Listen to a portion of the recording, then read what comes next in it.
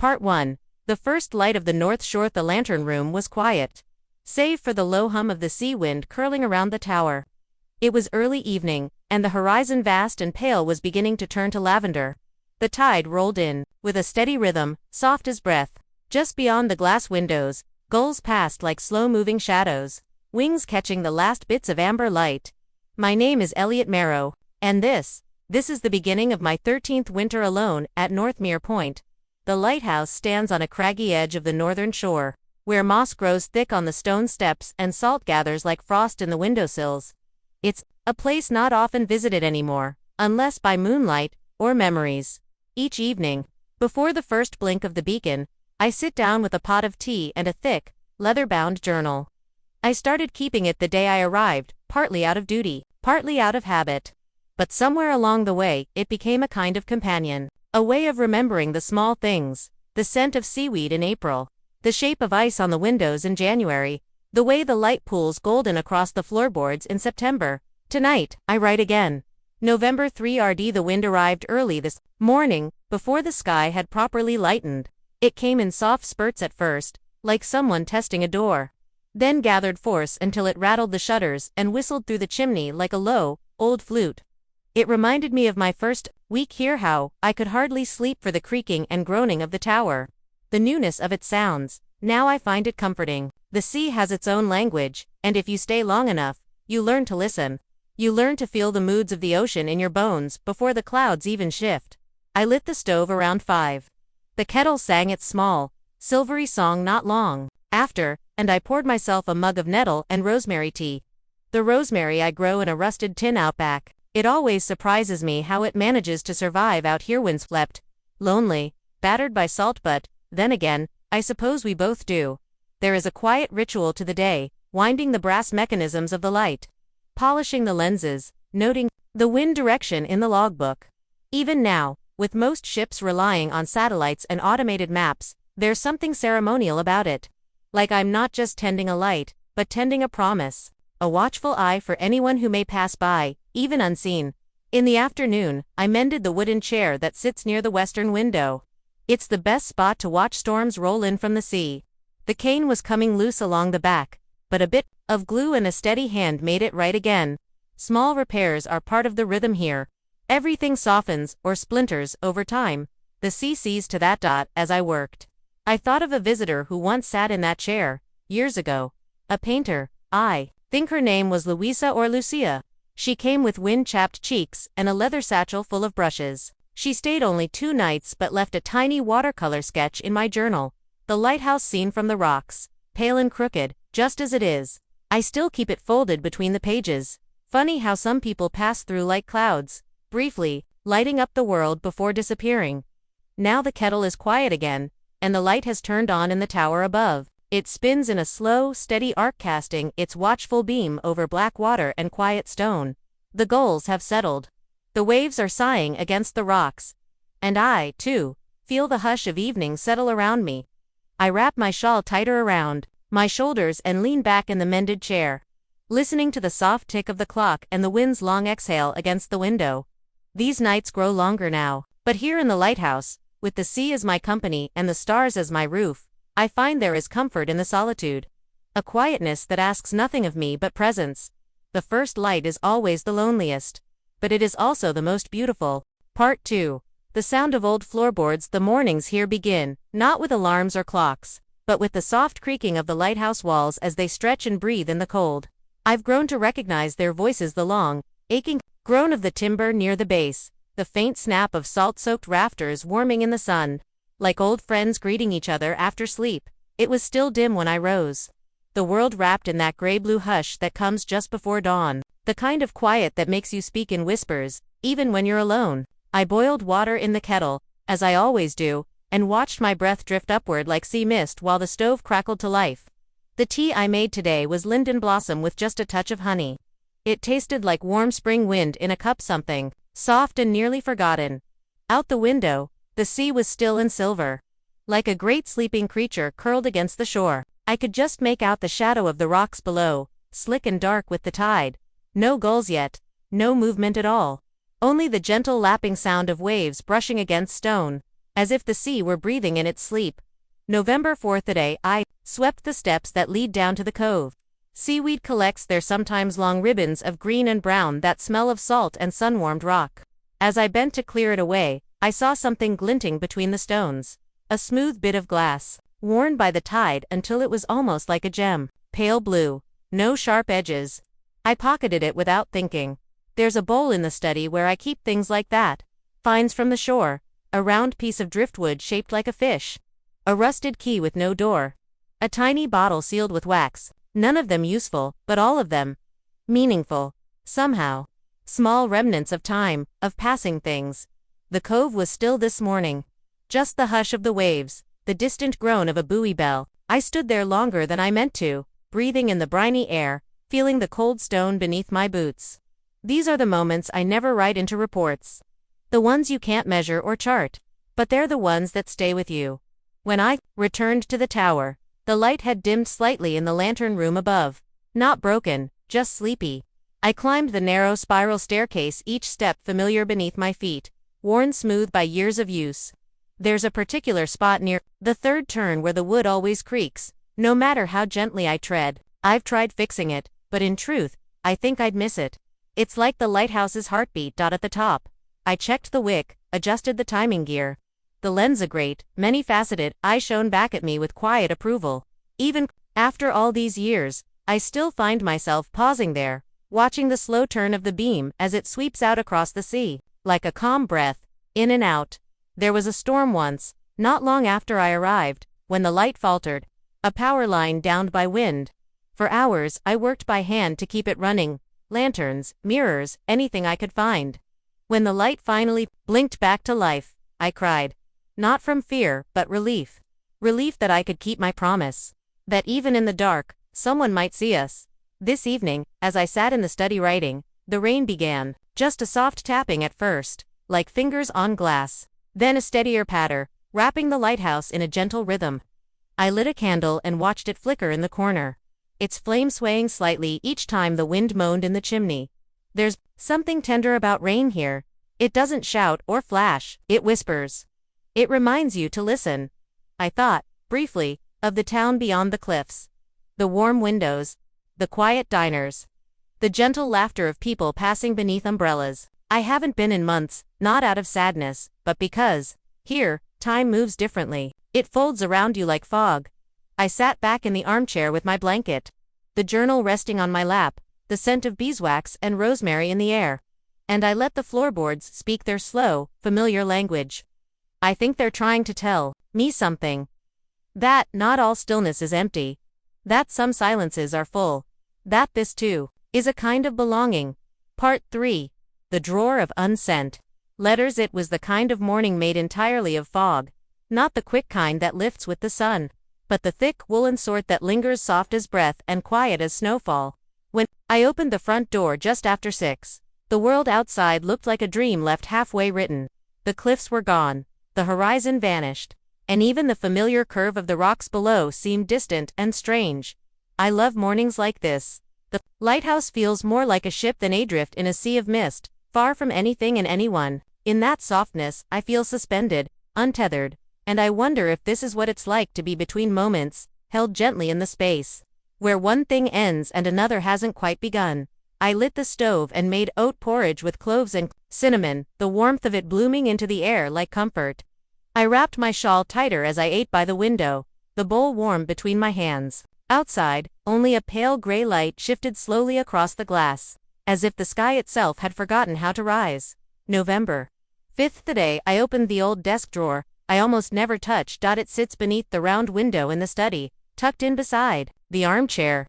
The drawer sticks slightly when opened, always with a soft sigh, as if releasing a breath it's been holding for years. Inside, letters, stacks of them, some written, some half, others only envelope sillowing, the edges curled. All of them unsent. I started the habit during my first winter here. At night, when the wind howled and I couldn't sleep, I wrote letters I never meant to send.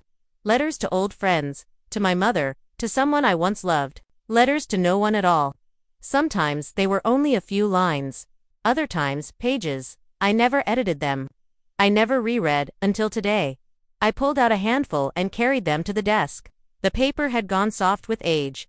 The ink faded to gray. One was addressed simply, "To the person I thought I'd become." Another, "Dear maid, you still hum when you cook."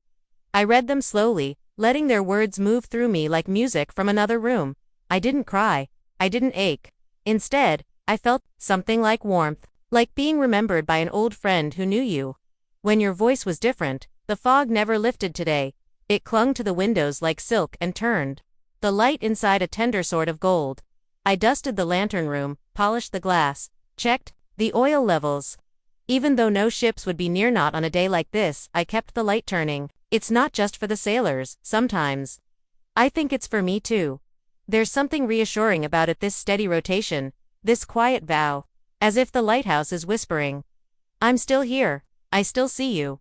This evening, I placed a small oil lamp on the writing desk. I lit it just before dusk, and the flame threw long, flickering shadows across the floor. I returned the letters to their drawer, gently, like tucking someone into bed. But I kept one out. It wasn't dated. It began simply, "Tonight, the sea is wrapped in silence, and I thought of you." It didn't say who you was. Maybe it didn't matter.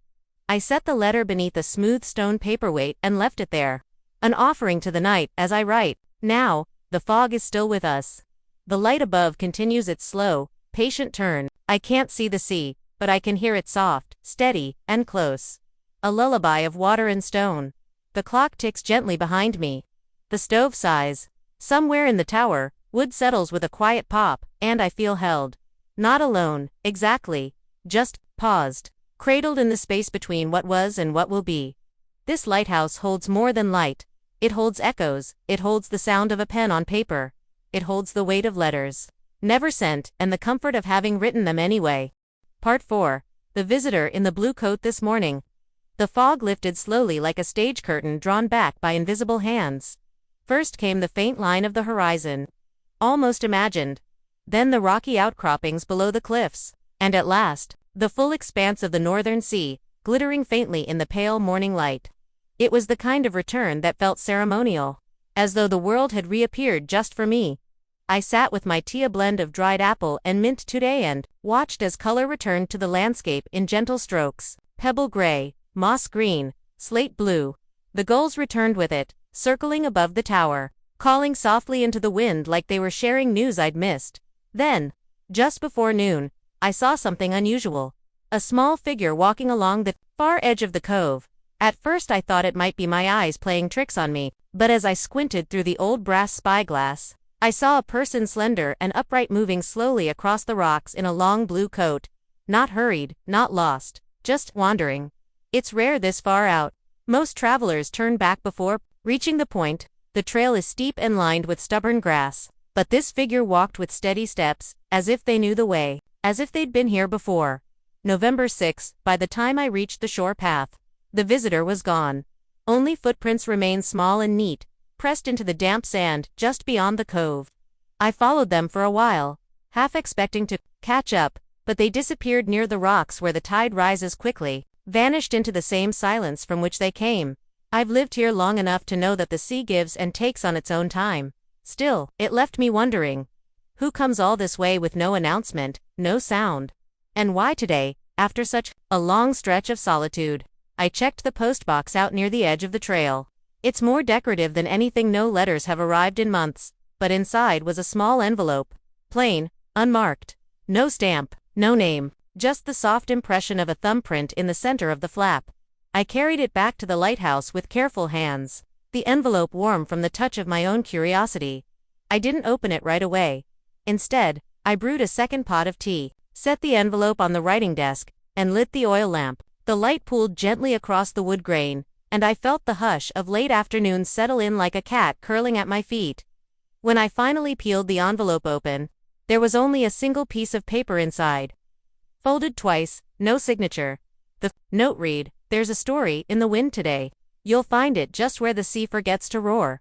That was all. No instructions, no map, no name. Just that one sentence, quiet and strange.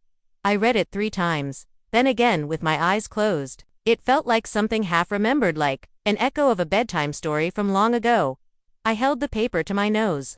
It smelled faintly of lavender and sea salt. I don't know who left it, But I do know this: the lighthouse has always drawn strange and gentle things. This evening, I lit every lamp in the lower quarters, not out of fear but reverence. Some nights deserve more glow than others. I laid the note beside the open journal, its folds softening in the warmth. I thought of the visitor in the blue coat, of the quiet way they appeared and disappeared, of the footprints, like whispers pressed into the shore. And I thought, maybe not all arrivals come to stay. Some come to remind us we're still part of the story, even when it feels like the pages have stopped turning. Outside, the light above me turns and turns, like a steady breath. The sea, too, moves in its ancient rhythm, and somewhere in the wind, I think I hear it, a faint and delicate tail, brushing past the windows, just where the sea forgets to roar. Part 5. Where the sea forgets to roar. This morning, the lighthouse woke slowly, as though it had been dreaming. The fog was gone, and in its place, light, pale, golden, stretching across the water like a path meant for someone who'd been away too long. The tide had pulled back further than usual, leaving long glistening stretches of sand dotted with stones, driftwood, and tangled kelp. I took MYT down to the southern steps, ginger and lemon balm today, warm and slightly sweet. I wrapped my scarf tighter. Even though the air was soft, there was something in it today, a hum, a stillness, not quite silence, but close. The kind of quiet that invites listening, not speaking. And so I listened to the low lap of the waves, to the whisper of dry grass brushing against the stone wall, to the faint memory of footsteps that had passed this way only yesterday, and I remembered the note. Where the sea forgets to roar. November 7th. He waited until low tide before setting out. The path was slick in places, and the wind had picked up slightly, ruffling my coat like a bird testing its wings. I followed the shoreline eastward, past the familiar boulders and tide pools, past the remnants of the old shipwreck. Just a curve of ribs now, dark with lichen and time. There's a stretch beyond the rocks, seldom visited, where the cliffs curve inward, forming a quiet pocket of shoreline, a natural amphitheater, of sorts. The sea behaves differently there. It hushes, it slows. And there, in that half-hidden cove, I found it. A pool of water, clear and still, nestled between two flat stones. Sea glass glimmered just beneath the surface, pale and smoothed by years of gentle tides. The air was warmer there, shielded by the rock face. And something about the light seemed older, like it had been waiting for someone to arrive. There were no signs, no carvings, nothing extraordinary, just the quiet, the way the sea paused at the edge, and the faint scent of lavender on the breeze. I knelt down beside the pool and let my fingers skim the surface. It was warm. I stayed longer than I meant to. I lost track of time, as if the world had folded around that place and let the hours slip quietly through the seams. I didn't write while I was there. I didn't even think. I just listened. There were voices, I think. Not in the way you hear a person speak, but in the way trees creak when no one's looking. In the way water seems to hum when it's not disturbed. Echoes, perhaps, or memories, resting in the stones. As the tide began to creep back in, I stood slowly and made my way back toward the tower. I glanced back once, just before rounding the bend, and there, resting on the flat rock by the pool, was something that hadn't been there before. A scarf, navy blue, folded neatly, like a gift. I didn't take it. I only nodded, as though to say thank you, and let the sea keep what it chose to give. Tonight, the light in the tower spins gently, casting its wide arc across the dark. I write by lamplight, the note still beside me, its corners curled slightly now. I keep glancing at it, not because I need to remember the words, but because it feels like company, as though someone is writing back. Not all messages arrive with answers. Some simply arrive to open a door, and maybe this is what that place was, a door, made of stone and silence, where the sea forgets to roar. Somewhere, I think, the visitor, in the blue coat, is watching the same sky, breathing the same salt air, and maybe that's enough. The sea is quiet tonight, the kind of quiet that says, you are not alone. Part 6. The lantern's gentle memory. This morning arrived with a pinkish glow, a wash of soft rose and peach across the eastern sky, like someone had dipped a brush in watercolor and dragged it gently across the clouds. I stood at the threshold of the lighthouse door with my mug of warm barley tea, letting the chill cling to my fingers before wrapping them around the heat. The tide was in, lapping steadily at the stones. Gulls wheeled slowly above, quiet for once, as though they too were watching the sky become itself again. I've always felt that light comes differently here. Not just the beacon turning above, but the way the morning slips into the rooms, filling them like breath. It wraps around corners, falls across floorboards, touches books on the shelf like a fingertip tracing memory. It's the kind of light that remembers. November 8th, they spent the morning in the lantern room. There's a rhythm to its upkeep, I find. Deeply comforting, checking the mirrors, dusting the lenses, winding the old clockwork gears that still hum beneath the floorboards. The machinery clicks and whispers like a song from long ago. There's an oil lamp up there, too, one I keep lit even though the electric light does most of the work now. It's a small thing, squat and brass, with a curved glass chimney and a dial that sticks slightly when turned. I polish it often, though the metal is scarred with time. Today, I lit it before the sun had fully crested the horizon, just to see how its glow mingled with the first morning light. And there, in that overlap of golden flame and seaborn dawn, I felt something shift, not in the room, but in me. Like the memory of a voice. Or a warmth you can't place. Brushing gently against the edge of thought, I sat in the lantern room, longer than usual, with my knees drawn up and a blanket around my shoulders. I watched the beams stretch slowly out to sea, the sound of the gears turning, the scent of oil and sea air, the creak of the tower in the wind. It felt like the light was telling me something not in words, but in its steady rhythm, a lullaby, a promise, that someone had been here before me, that someone would be here after, and that the light would remember us all. I thought again of the visitor in the blue coat, of the note, still pressed between pages in my journal, of the place where the sea forgets to roar, and I wondered if the lantern remembered them too. This evening, as dusk began its gentle descent, I brought down an old box from the storage shelf above the kitchen, one I hadn't touched in years. Inside were spare bulbs, rusted tools, a compass that no longer pointed north, and a bundle of yellowing papers tied with twine. Logs, notes, diagrams, all in a careful looping script that wasn't mine. I spread them on the table by the fire, each page humming with a faint scent of ink and salt. Among them, a page that caught my breath. A simple entry, dated November 8, 1962. Today, the light shifted again. I think she's trying to speak. It only happens at dawn, and only when the air is still, but I feel it, the memory inside her, turning with the gears. Maybe I'm not the only one who hears it. Beneath the writing, a small drawing. The same lantern I lit this morning, etched in gentle detail. I sat there for a long time. Not alone, not quite. Now, as I write by the fire, the lantern light glows behind me, casting slow-moving shadows along the stone wall. The logs crackle. The tide hushes, and I am thinking of memory, not just mine, but the memory held by places, by objects, by light. The lighthouse remembers, the lantern remembers, and maybe the sea does too. Perhaps that's what draws us here, the quiet, the solitude. Yes, but also the sense that we are stepping into a story already in progress. That long before we arrived, the waves had begun whispering, something beautiful. And long after we're gone, they'll keep whispering still. Part 7, The Night of Still Stars. Night. The sky is perfectly clear. The kind of clear that feels deliberate, as if the clouds stepped aside all at once, revealing a canvas so full of stars it could hush even the most restless soul. I stood outside just after 9. Wrapped in my thickest shawl, my breath rising in small white clouds.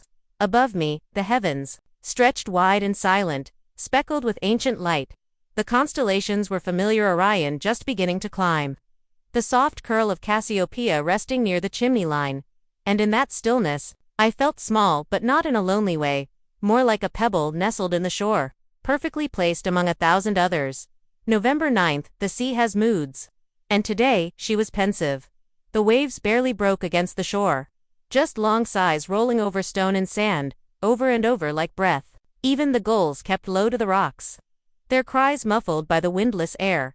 I took a walk after breakfast, letting the silence of the landscape press in close. There is something about this place, something sacred, that shows itself most in quiet weather. The grass along the cliffs was still damp with dew, and the path down to the cove was scattered with small feathers, pale, delicate, possibly from a heron. I gathered a few and tucked them into the pocket of my coat. I don't collect them, exactly, but I like the feel of them in my hands, like paper folded by the sky itself. Down by the tide pools, the water was like glass. I crouched beside a smooth boulder and watched the tiny worlds within anemones slowly pulsing, hermit crabs shifting from shadow to shadow, seaweed swaying in rhythm with the smallest of currents. It struck me then that life is always moving, even in the stillest of places, even here, where the world seems paused. Later, I climbed to the lantern room not for maintenance, but for perspective. The spiral staircase echoed gently with each step, the rhythm of my boots tapping out a slow, steady cadence. At the top, I leaned against the frame of the round window and looked out. The water below shimmered faintly.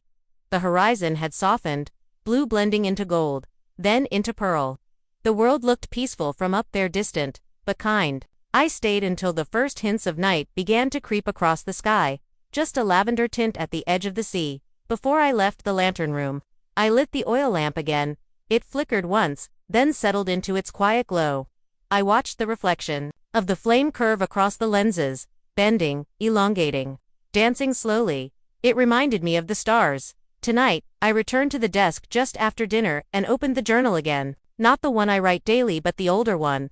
The one filled with scraps of stories, fragments of dreams, and the strange half-thoughts that arrived during quiet nights. There, pressed between 2 pages, was a leaf dot. It was thin and curled, nearly translucent, with veins like rivers. I don't remember putting it there, but somehow, I knew what it meant. It was from the linden tree that once stood beside the old well on the western trail, a tree, long gone now, felled by wind years ago. But I remember it from my first month here.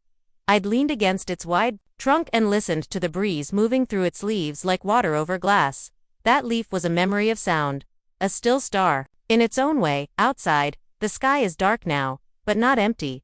The stars are still there, shining steadily, quietly, as they always have. And up above, the lighthouse light turns its slow, endless circles. A rhythm, a breath, a promise. I'll sleep with the window cracked tonight, so I can hear the tide, not crashing, not calling, just moving, just being. Part 8. The music in the walls. The wind returned this morning, not fierce, but playful. It tugged at the shutters and sent dry leaves skittering across the stone path like little dancers with nowhere to be. It whistled through the crevices of the tower, curling around window frames and beneath doors, not trying to come in so much as trying to be heard. The lighthouse hums differently on days like this. You can hear it in the walls, a low, musical vibration that shifts from room to room, like a melody you once knew and have since half forgotten. It doesn't scare me. In fact, it feels like a greeting. As if the lighthouse is stretching its long bones and saying softly, "We are still here." I made tea with dried fennel and honey today, and the warmth of it seemed to settle right into my chest. The kettle, the floorboards, the gusts that wrap around the tower, all of it joined in a kind of conversation, quiet and tender, like a lullaby meant just for one. November 10th. These spent the morning sorting through the bookshelf in the study. Many of the books came with the place, left behind by keepers before me. Their spines are worn, their pages sometimes brittle, but they carry a scent I love: salt, old glue, and sun-warmed paper. You can tell which ones were read often by the way they fall open easily in the middle. One book in particular caught my eye today. It's bound in dark blue cloth, without a title. I'd glanced at it before but never really explored it. Inside, I found no story, no instructions, just a collection of pressed flowers, careful pencil sketches, and brief notes written in a looping, delicate hand. First frost on the windowsill. Smells like pine and quiet. Today, I heard the sea speak in 3 tones. 2 high, 1 low. Lantern hum softer tonight, like a cello played at a distance. The entries weren't dated. Some pages had been gently watermarked by age. Others bore faint smudges of dirt or sea salt. It was as if someone had been documenting the emotions of the lighthouse itself, the music in its bones, the rhythm of its days. I turned each page slowly, reverently. It felt like opening someone else's dreams. After lunch, I sat on the staircase with my journal and let the wind play its tune through the stone. I could hear it best there, just above the 3rd curve of the stairwell, where the stone is slightly thinner, and the wooden railing creaks when leaned upon. The breeze carried a kind of song, low and breathy, with little pockets of harmony when it passed just right through the metal grate below. The lantern room. I closed my eyes and listened. There were no words, no story, just sound, like the memory of a lullaby from a childhood I couldn't quite place. And I realized that this tower doesn't just stand, it sings. Not always, not every day, but when the wind is right, it remembers. This evening, just after I lit the lantern above, I returned to the study and pulled out my old tape recorder. I haven't used it in years. It clicks when it starts and gives off a faint hum as it spins the reels. I set it on the desk near the west-facing window and pressed record. For over an hour, I sat in silence, letting it capture the voice of the lighthouse, the soft ticking of the wall clock, the sigh of the wind at the window, the groan of old beams shifting gently in the cold, the creak of the spiral staircase with no one on it. I don't know why I felt the need to record it, only that some music shouldn't be forgotten, and maybe, one night far from now, when I am no longer here, someone else will find the tape and press play, and they'll hear it too, the quiet song of a home that loved being lived in, the hush of a tower that kept its promises, the music in the walls. Now, the light turns above me, steady and slow, the wind has softened, and the hush has returned, the kind that settles into your chest like a memory. The fire crackles. The tape has stopped spinning. My tea is still warm, and the lighthouse still sings, even in silence. Part 9. A shell for listening. The sea brought gifts today. I found them scattered just below the cliffs at low tide, washed in on a lazy swell overnight. Pale coral fragments, ribbons of seaweed, a single broken oar, and nestled between two smooth stones, a shell the size of my palm. Pale ivory with pink. Perfectly whole. I held it up to my ear, the way children do, and I swear just for a moment, I heard something more than the ocean. Not a roar, not a whisper, but something in between, like the hush of a curtain falling, or the last note of a song before silence. November 11th. He brought the shell back to the lighthouse. It now rests on the windowsill in the kitchen, beside the tiny collection of found things, glass worn, soft by the tide. A small feather, a pebble, shaped like a heart.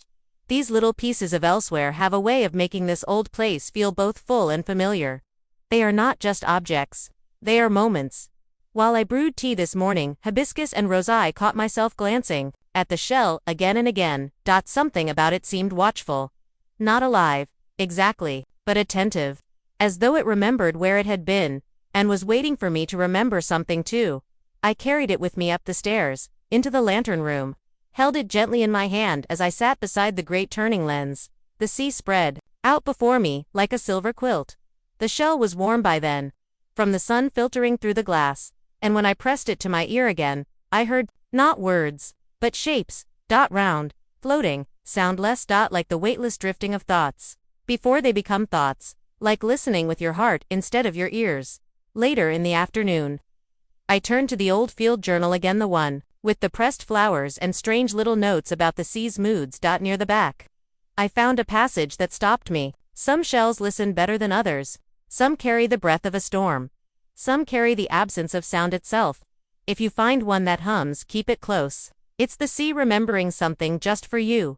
No author, no explanation, just a single, dried sprig of lavender taped to the page. I set the shell next to it and sat for a long time with both. Dusk came quickly tonight. It spilled in through the narrow windows, slanting and golden before folding into a soft violet hush. I lit the small lamp on the stairwell landing, then the one by the door, and finally the warm amber lantern in the study. Each flame gave its own kind of company. The lighthouse has always been good at carrying light, but tonight, I think it's carrying sound to or rather something deeper than sound. A remembering, a listening, a stillness so full, it hums. Now the sky is scattered with stars again.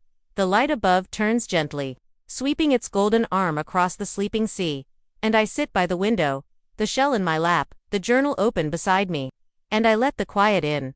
I do not need to understand what the shell is trying to say, only to listen. Some things are not meant to be solved. Some things are meant to be felt, to be kept, to be held to the ear, like a prayer that asks for nothing in return. The sea is not speaking tonight. She is listening, and so am I. Part 10. The room behind the door. The key turned with a soft, reluctant click. It's an old key, long, brass, cold to the touch. I keep it in the bottom drawer of my writing desk, wrapped in a bit of cloth so it doesn't rattle. For years, I hadn't touched it, not because I forgot it was there, but because I wasn't ready. There's a door at the base of the lighthouse, tucked just behind the spiral stairs where the stones are colder and the air holds a quiet kind of stillness. A small wooden door, with iron hinges and a handle worn smooth from use. It had stayed closed since the day I arrived.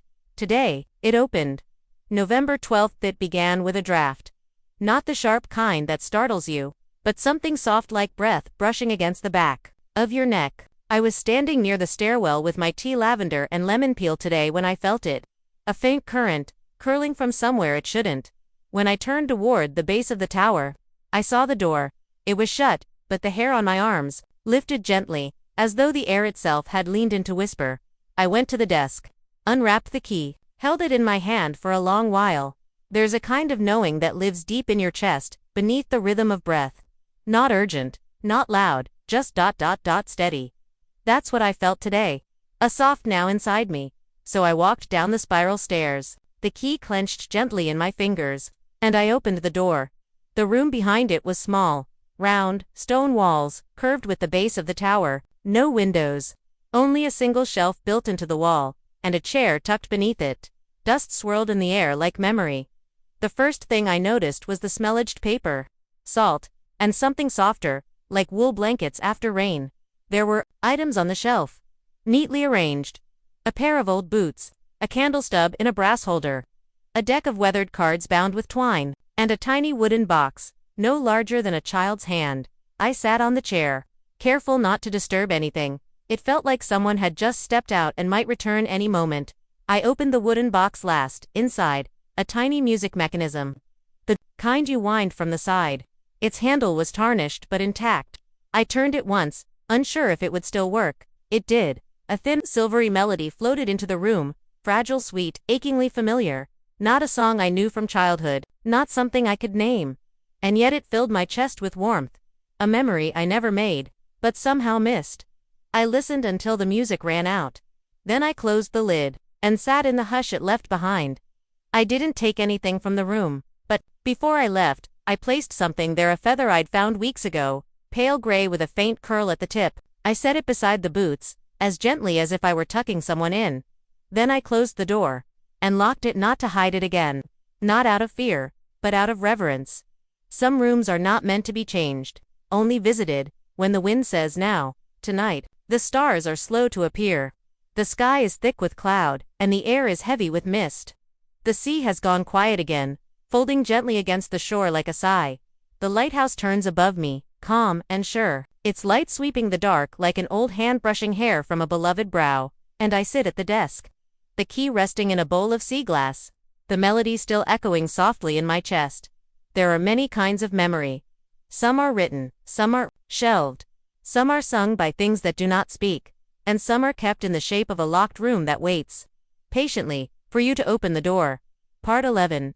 Messages in the fog. The fog came back this morning, not heavy, not smothering, but soft. Like gauze drawn gently across the world, it crept in quietly from the sea while I was still in bed, curling through the grass and over the cliffs, folding itself around the lighthouse like a shawl pulled snug against the chill. I knew before I even opened my eyes.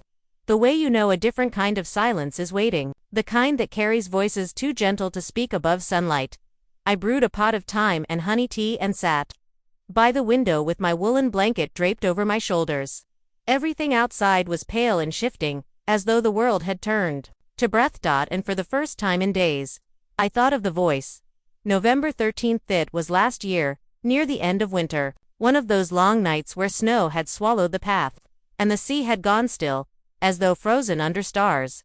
I had climbed to the lantern room late, just to check the gears, and there, between the sweep of light and the press of wind, I heard it, a voice, faint, like it had been carried on the fog itself, not clear enough to understand, not loud enough to answer, but it was there. I never wrote it down, not because I was frightened, but because I didn't want to pin it to the page. Some things are too soft for ink. Today, in the returning mist, I thought I heard it again. I was standing by the old signal bell near the edge of the trail. The wind had dropped, and the only sound was the hush of the sea, close and low, and then a phrase. Like music pressed into words, familiar, faint, not spoken to me, exactly, more like someone remembering aloud, and I happened to be near enough to hear. I'll be there when the light turns. That was it, nothing more. I stood there for a long time, the bell beside me unmoving, the fog thickening like sleep, and I let the echo settle inside me. Not fear, not mystery, just peace. Back inside, I opened the window just a crack and placed the shell from a few days ago on the sill. It hummed faintly in the mist. I think fog carries things differently. Light bends through it. Sound thickens in it. Memories move slower, like they're reluctant to leave. Perhaps that's why the lighthouse stands best in fog. It doesn't resist the blur. It keeps shining anyway. Not to cut through, but to be with. This evening, I sat by the small desk in the lower room, the one behind the locked door. I brought down a candle, the tiny music box, and the shell. I didn't speak. I didn't write. I just listened, and for a moment, I could almost feel the room breathe with me, as if every stone, every groove, every grain of dust remembered the voice. Night has wrapped itself around the tower now. The fog has deepened, swallowing even the outer ring of rocks. The beam above sweeps through it like a slow hand parting veils. I've lit a second candle tonight, just in case someone else is out there, listening. If they are, I hope they feel it, not fear, not loneliness, just the soft hum of a place that still remembers them. A place that still turns its light for them. Part 12. A letter with no address. I found a letter today, though it wasn't left for me. At least, I don't think it was.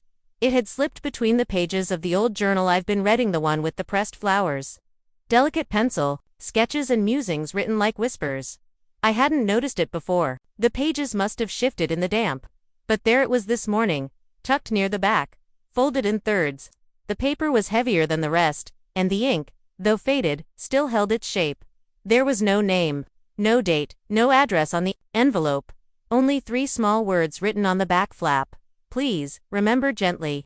November 14th. I didn't open it right away. I let it rest on the windowsill beside the shell, where the soft morning fog curled against the glass and the scent of clove tea drifted through the room. The envelope seemed too warm in the light, as if it had been waiting for sunlight all this time. When I finally unfolded it, I expected mystery. Instead, I found kindness. The handwriting was careful, slanted slightly, with long descenders that curved like vines. The letter began, "Some things you'll never remember with certainty, and that's all right. Some moments are meant to blur, like the edge of a dream you once believed was real. But trust this, what was soft, what was true, what was held with love, stays."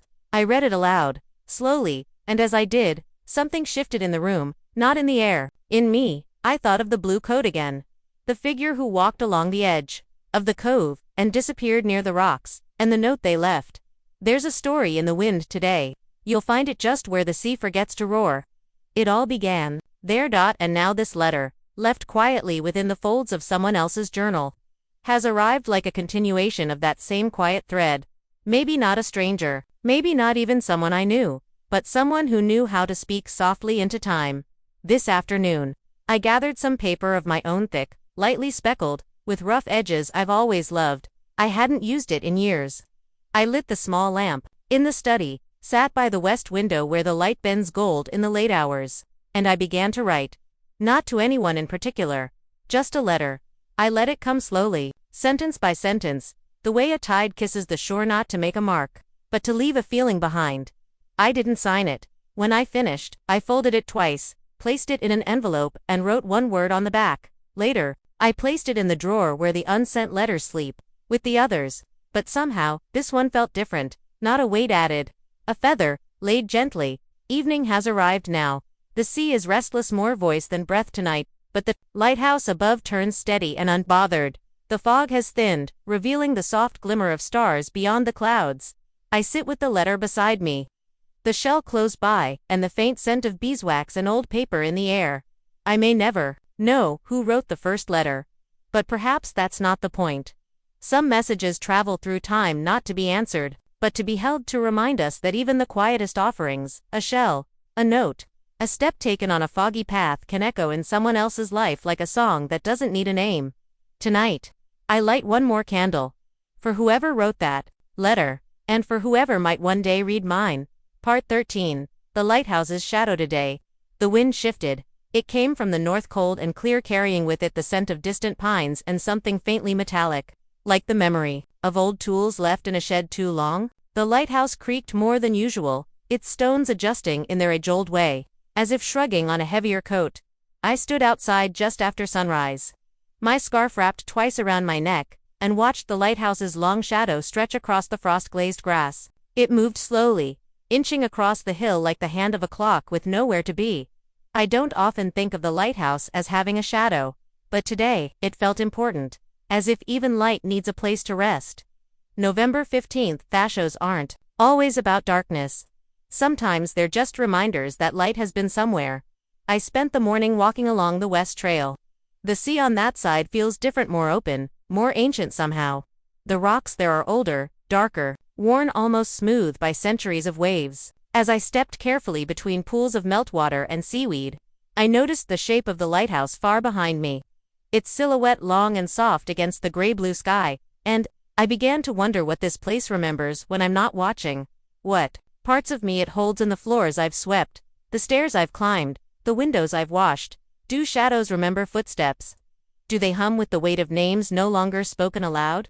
Back at the tower, I cleaned the stairwell slowly, brush in one hand, warm cider in the other. Dust bloomed and swirled in the beams of low afternoon light, each speck catching gold as it floated. And suddenly, I remembered something. A story told to me once, long ago, by a woman with salt in her hair, and a laugh that made people fall quiet. She said, "Every lighthouse has two hearts, one that shines, and one that listens." I didn't understand it then, but I think I do now. This evening, as I stood in the lantern room watching the beam sweep over the sea, I noticed something odd. For the briefest moment when the lens passed over the northern cliffs, I saw a flicker. A shape, just at the edge. Too far to be certain, too slow to be wind, too tall for any usual bird. I held my breath and counted. 1, 2, 3. And when the light returned, it was gone. But it didn't feel like absence. It felt like someone pausing, like a person standing just outside the circle of the firelight, choosing not to enter. Yet, I left the oil lamp burning a little longer tonight, not out of fear, but invitation. The lighthouse turns. The sea breathes. The wind rustles its fingers through the dried lavender in the kitchen window, and beneath it all, the shadow of the lighthouse rests across the land, quiet and long, like a companion walking a few paces behind. Some evenings aren't about knowing. They're about staying still enough to sense that something has shifted, that something is near. Maybe the lighthouse is preparing for something, or maybe it's just listening harder tonight. Either way, I'll be here, with light in one hand, and shadow curled softly at my feet. Part 14. The Keeper before me this morning. I woke with the distinct feeling that I'd just been spoken to. Not by anyone I know, at least. Not in the ordinary sense, but by something older. A whisper from the walls, or from time itself, tucked inside a dream I couldn't quite hold on to. The feeling lingered even after the tea was steeped, dried pear and oat flour today, and the kettle had cooled. It wasn't unsettling, it was gentle, like someone had sat beside me for a moment in sleep and left behind the warmth of their presence. So I followed that warmth, and it led me to the attic. November 16th. Don't go up there often. The attic is a quiet room above the living quarters, just beneath the domed roof but below the lantern room. It's low-ceilinged, lined with wooden beams, and smells of dust, rope, and stories no one's gotten around to telling. There's a small window on the eastern side. It fogs easily, and the light through it always arrives soft and slanted, no matter the time of day. I brought a lamp, a blanket, and my journal, and settled into the space without any particular plan. But then, tucked behind a row of old ledgers and tide maps, I found a notebook bound in twine. Thin, fragile. On the cover, pressed into the leather with uneven hands, were the initials, H.M. The Keeper before me. Inside were brief entries, some no longer than a line. But every word felt placed with care. Here are a few. Light turned slower today, or maybe time did. Dreamt of someone on the northern shore. When I awoke, the tea kettle was still warm. There's a rhythm to the silence here. If you breathe with it, you never feel alone. And then this, left a letter in the drawer. If someone finds it, they're meant to. I closed the notebook, gently, as if it might wake. And I went downstairs, heart steady, breath soft, and opened the small drawer in the writing desk, one I'd used for years and never thought twice about. Beneath a lining of old maps, there it was, a folded note, yellowed, but intact, no envelope. Just one sentence in familiar, looping script: "Thank you for continuing the listening." I sat in silence for a long while. The wind brushed softly against the window panes. The sea below was quiet, gently combing the shore in long, even strokes. The shell on the sill hummed faintly, as if it too had something to say. And I realized something. I have never truly been alone in this lighthouse. Not just because of the sea, or the light, or the voice in the fog, but because someone before Me had already listened, had already wondered, had already loved this place in the same quiet way I do now. Tonight, I returned to the lantern room just as the stars began to show. I brought the notebook of HM with me and placed it beside the oil lamp. The wind had stilled.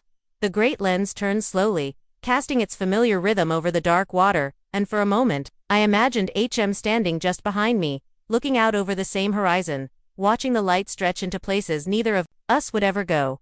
Not every keeper leaves instructions, but some leave presents, and if you're still enough, you can feel them walking beside you. Not to guide, not to warn, just to accompany. The lighthouse turns, the sea breathes, and the room hums with the memory of someone who once cared very much for all of this. I place the letter back in the drawer, and I whisper, I hear you. Part 15. The light that always knows. This morning, everything shimmered. The sea, the dew on the grass, the glass panes in the stairwell, each surface glinting softly, like someone had brushed the whole world with quiet gold. There was no wind, no rush, just stillness, and a kind of light that feels like a memory before it even fades. I rose early, before the sun had fully gathered itself, and made a pot of chamomile and white sage tea. I drank it on the front steps, blanket around my shoulders, watching the sky shift from violet to rose. The light from the lantern above was still turning, though faint now against the growing dawn, and I thought to myself, it's always known where to go, even when I haven't. November 17th. The day felt like a closing circle. I took my time moving through the rooms, polishing brass, tightening knobs, sweeping corners, not out of necessity but out of respect, like preparing a house for company, or like saying goodbye without needing to leave.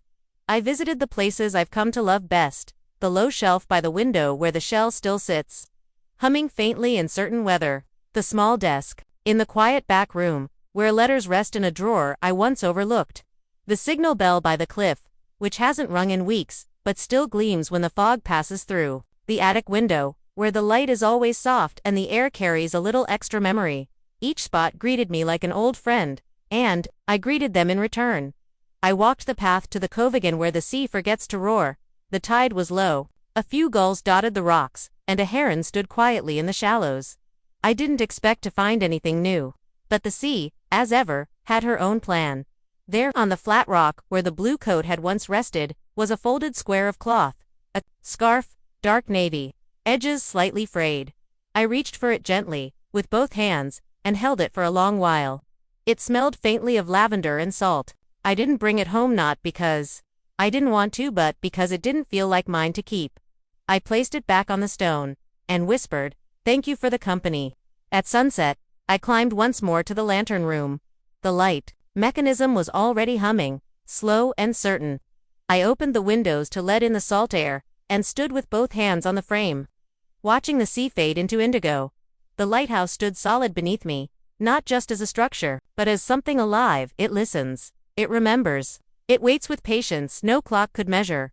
And tonight, as the beam turns across the waves, I don't feel like a keeper. I feel like a page in a long, long story. One written slowly, in salt and light, for anyone quiet enough to read it. I'm writing now at my desk beside the fire. The candles are nearly burned down. The mug beside me is empty. And outside, the sky is scattered with stars. There are no more mysteries waiting. No last letter to find. No voice calling from the fog. Only this, the hush of a place that has known you deeply, and thanks you for your listening. I'll stay here a while longer. Maybe always. Maybe not, but the lighthouse, she will keep turning. She always has, she always will. And if someone should find this diary tucked in a drawer one day, I hope they'll feel it to dot the warmth, the quiet, the deep and tender way the light always knew where to go.